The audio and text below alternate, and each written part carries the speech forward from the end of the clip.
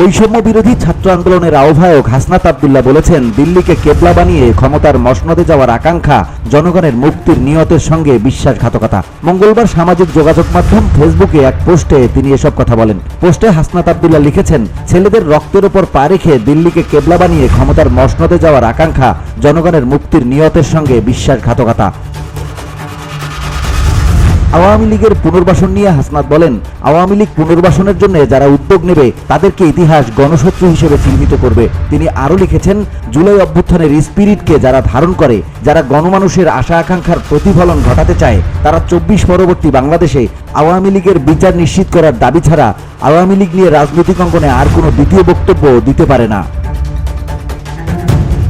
VOD Bangla news desk.